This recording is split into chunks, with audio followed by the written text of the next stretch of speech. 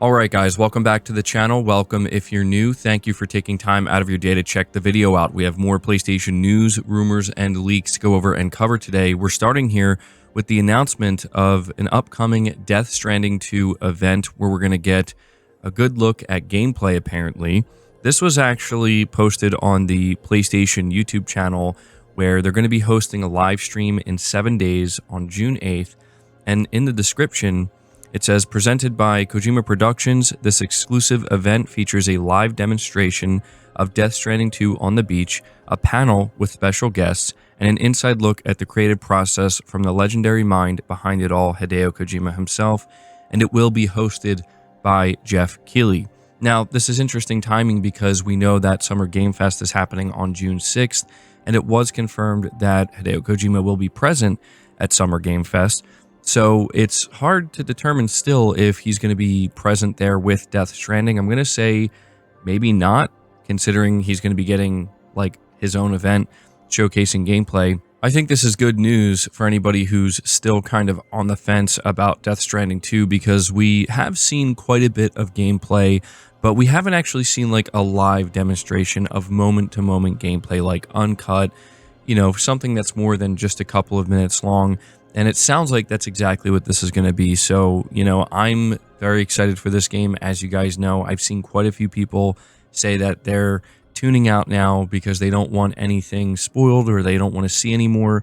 They're just going to wait until June 26th and play the game. And I completely understand that. But for me personally, I'm going to be tuning into this and checking it out. And yeah, I'm looking forward to it. So there you go. We're not done seeing more of Death Stranding 2 yet before it releases. The next topic talks about a studio that unfortunately has suffered layoffs, and what's relevant about the studio is that we found out not that long ago that they're going to be working on a PlayStation project with a established IP that's owned by Sony. We're talking about People Can Fly. They say here, important update. Today we made a very difficult decision to suspend the development of Project Gemini and Project Bifrost. The relevant current reports have been released to the market. Now, they do go on to explain the reasons why these projects were canceled. When it comes to Gemini, it simply sounds like they had some issues with the publisher and it wasn't working out. When it comes to Bifrost, it sounds like it was a funding issue. They simply ran out of money and they couldn't justify it any longer. The reason why I'm telling you this is because the project that they're working on in collaboration with Sony has not been canceled. That is Project Delta. And I do think this is significant because one of the things we learned about this project, and I would say the only thing we learned about it, is People Can Fly is working on an established Sony IP. And, you know, this has people very curious when you look at the history of People Can Fly, what exactly it can be. A lot of people have been speculating that it's going to be something related to Resistance. Now, that's just pure speculation. But I had to be sure to let you guys know this because if you see it making the rounds, you know, you see headlines, just know that the project as of right now that they're working on with PlayStation is safe and has not been canceled. Moving on to the next topic, we have an interesting report here regarding Silent Hill 2, specifically for the PS5 Pro, coming from PlayStation Lifestyle. When Silent Hill 2 launched last year, its PS5 Pro enhancements didn't quite live up to the expectations. Since then, players have been hoping Konami and Bloober Team will implement improvements. While it seems these technical issues won't be fixed in the immediate future, the developer is working to find a solution to these issues. According to Eurogamer, Bloober Team confirmed in a statement that it is working on a fix for the Silent Hill 2 PS5 Pro issues. We're working with the publisher on a solution and will share more details as soon as we have them, says the statement.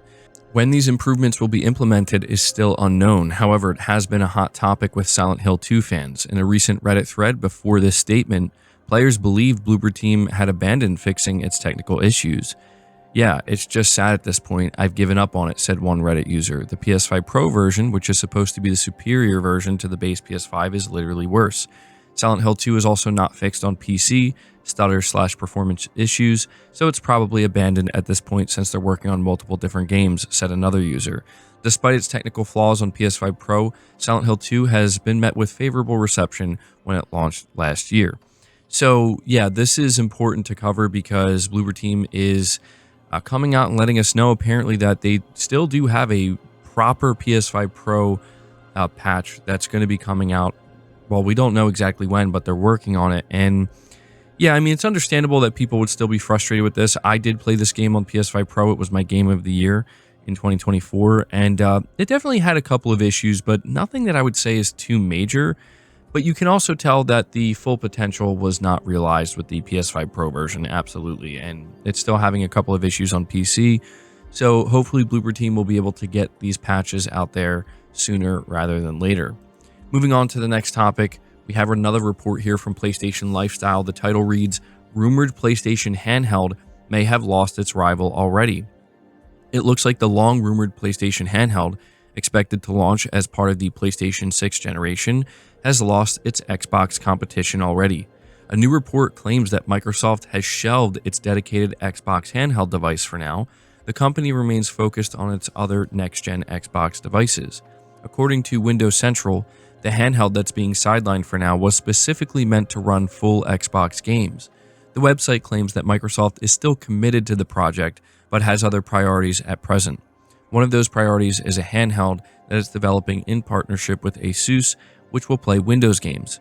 Back in November 2024, a Bloomberg report claimed that with its yet-to-be-announced PlayStation handheld, Sony's eyeing a slice of Nintendo's market share in addition to competing with Microsoft. It was further stated that this device will be able to play PS5 games. While Microsoft's handheld plans aren't open secret, complete with the leaked prototype images, Sony has kept its project tightly under wraps. The company has said that it plans to focus on strong and profitable peripherals such as PlayStation Portal, but has stopped short of spoiling its plans for the future.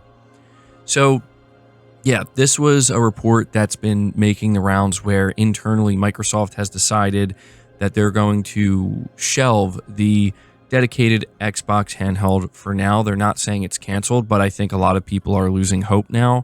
And yeah, they do reiterate that they're going to continue work on their dedicated next-gen console, but I think that some people are feeling a little bit nervous about this. You know, Microsoft has been having a lot of problems in the hardware space, and they've been obviously doubling and tripling down on publishing, on, you know, the publishing side of things.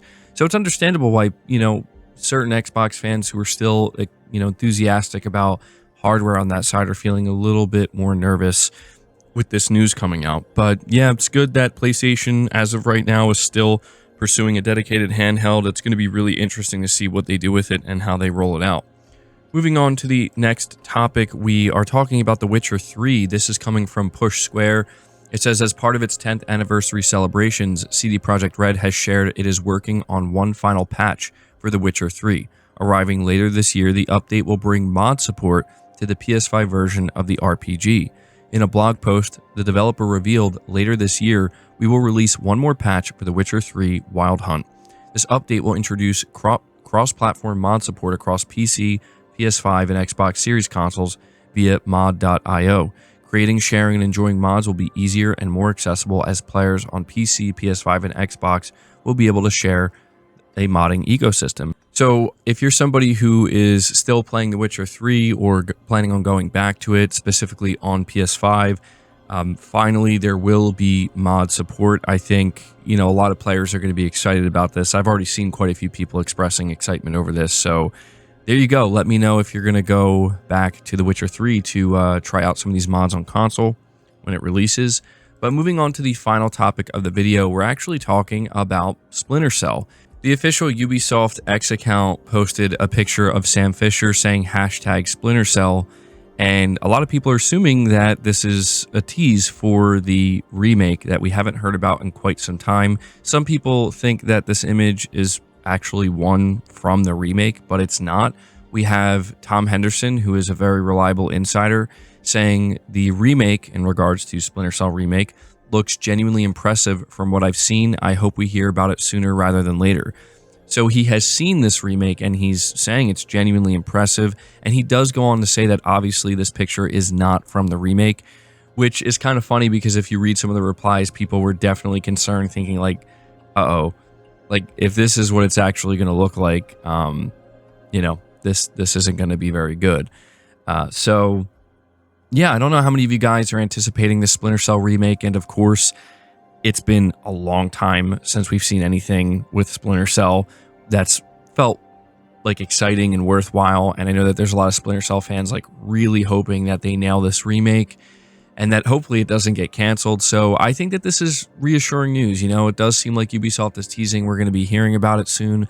And then on top of that, and this is the more important thing, Tom Henderson saying it looks genuinely impressive. So yeah, here's hoping for the best. But guys, that's going to do it for the video. I hope you enjoyed it. I hope you found it informative. If you did, be sure to hit the like button, subscribe if you're new, hit the bell notification icon, and feel free to share this video out on top of all that. But until next time, guys, take care.